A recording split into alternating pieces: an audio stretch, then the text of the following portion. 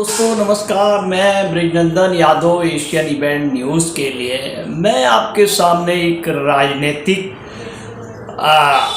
चर्चा लेके आया हूँ। राजनीतिक चर्चा ये है कि उत्तर प्रदेश लोकसभा चुनाव के लिए, वैसे तो 2024 के लोकसभा चुनाव के लिए अभी से सरगर्मियाँ पैदा हो गई हैं, लेकिन खासकर सभी पार्टियों की नज़र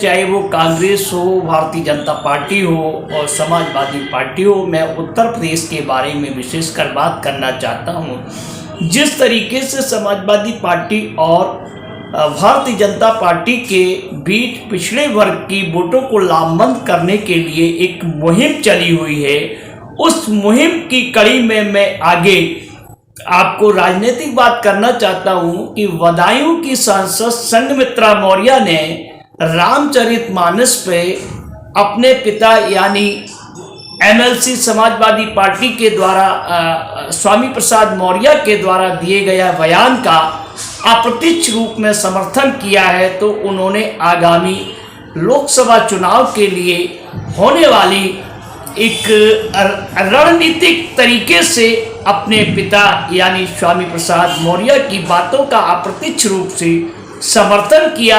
राजनीतिक पंडित जो है वो उनकी मंशा को समझ गए हैं कि स्वामी प्रसाद मौर्य की बेटी यानी वर्तमान भारतीय जनता पार्टी की बदायूं से सांसद संघमित्रा मौर्य का रुख क्या होगा, अब वो कहाँ किस तरीके के रुख पर अपनाएंगी अपना रुख। उन्होंने एक बयान में कहा है कि रामचरितमानस में जो कुछ भी उन्होंने कहा वो एक कहीं से गलत नहीं दिखाई देता है। उनका लबोलुबाब यही कहना है, वो कहीं से गलत नहीं दिखाई देता है। जबकि रामचरितमानस पर दिए गए स्वामी प्रसाद मौर्य के बयान से जिस तरीके से स्वामी प्रसाद मौर्य ने कहा कि मैं अपने बयान पर अडिग हूँ और सिर्फ पिछड़े वर्गों में किसी की तरफ से इस पर कोई प्रतिक्रिया नहीं आई है, सिर्फ एक वर्ग विशेष की ही प्रतिक्रिया आई है जो हमको टारगेट करके बात कर रहे हैं। अप्रत्यक्ष रूप से उनकी बेटी ने भी उनका समर्थन किया है। इसका मतलब है आगामी 2024 के लोकसभा चुनाव के लिए संघमित्रा मौर्य ने अपनी ये तय कर दिया है कि वो दल उनका 2024 में दूसरा होगा, लेकिन लोकसभा सीट यही होगी। मेरे जानकार सूत्र बताते हैं कि लोकसभा बदायूं से ही संघमित्रा मौर्य समाजवादी पार्टी से 2024 की लोकसभा उम्मीदवार हो सकती हैं। उनकी बात की पुष्टि करने के लिए कल इटावा में एक शादी समारोह में उत्तर प्रदेश के पर्यटन मंत्री ठाकुर जयवीर सिंह ने भी कह दिया है कि जिस तरीके से वो अपने स्वामी प्रसाद मौर्य के बयानों का समर्थन कर रही हैं या जो भी जिस तरीके से बात वो कर रही हैं, आगे आने वाले समय में पार्टी और नेतृत्व जो है उसका उस तरीके से निर्णय करेगा।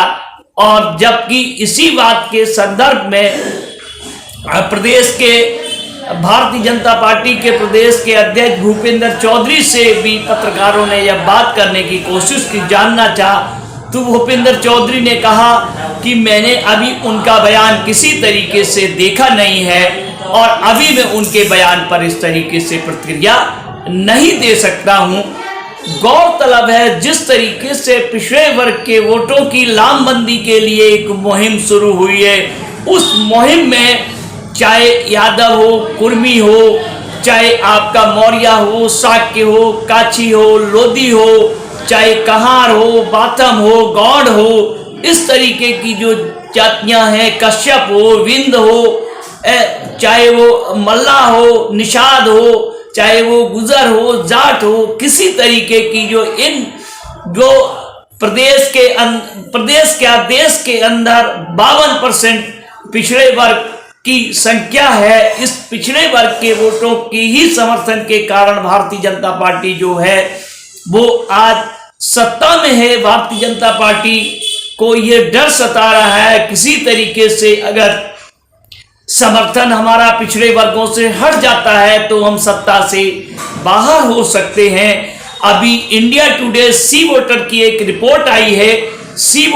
इंडिया टुडे सी वोटर की रिपोर्ट ने एक नेशनल सर्वे में बताया है कि खासकर उत्तर प्रदेश के बारे में कि भारतीय जनता पार्टी को बड़ा नुकसान होने जा रहा है। वहां पिछले बार की अपेक्षा वो अपने बहुमत से बहुत दूर रुक जाएगी। लेकिन गौरतलब है, जानकार सूत्र क्या बताते हैं, जिस तरीके से इंडिया टुडे ग्रुप है वो भारतीय जनता पार्टी का समर्थक ग्रुप है। उस एक तरफ तो इंडिया टुडे का सी वोटर नेशनल सर्वे ये कह रहा है कि 70 सीटें उन्हें मिल सकती हैं, लेकिन दूसरी तरफ वो ये कह रहे हैं कि उनका नुकसान भी हो सकता है। अब नुकसान कैसे हो सकता है, कैसे नहीं हो सकता है, ये इसका मतलब साफ है कि अगर आज इलेक्शन हो जाए, साल भर पहले की ये घटना है, तो इंडिया टुडे के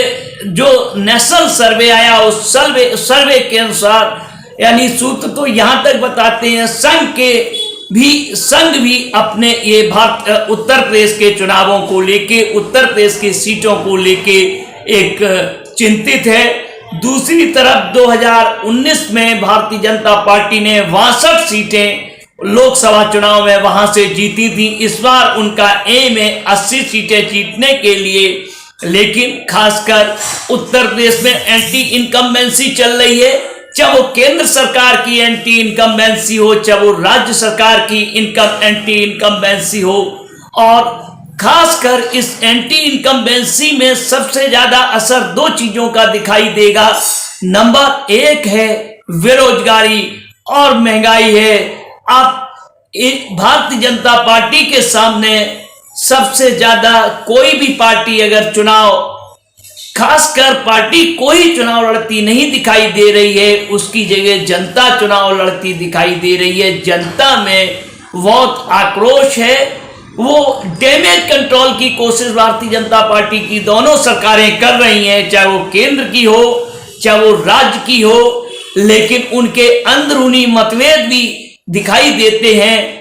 अब आखिर आने वाले समय में पिछड़े वर्ग की वोटों की लामबंदी कैसे, क्या और किन के माध्यम से पिछड़े वर्ग के लोगों का वोट कैसे लिया जाए, ये पार्टियां सबसे ज्यादा कसमकस समाजवादी पार्टी उत्तर प्रदेश में और भारतीय जनता पार्टी के बीच है।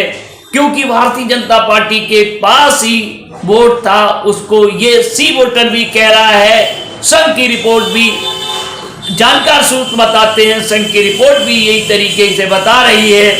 अब आखिर तय तो पिछड़े वर्ग के मतदाताओं को ही करना है कि उसका आरक्षण चला गया, उनका सारा, चाहे वो नौकरियों में हो चाहे वो कहीं भी आरक्षण चला गया है, हर तरीके से वो ठगे गए हैं। ये तरीके के एक राय बनती चली जा रही है। आखिर तो पिछड़े वर्ग की जनता ही तय करेगी उसे किसके पाले में जाना है और किस तरीके से कहां उसे सुख सुविधा, यानी मूलभूत जन सुविधाएं मिल सकती हैं। मैं ब्रिजनंदन यादव।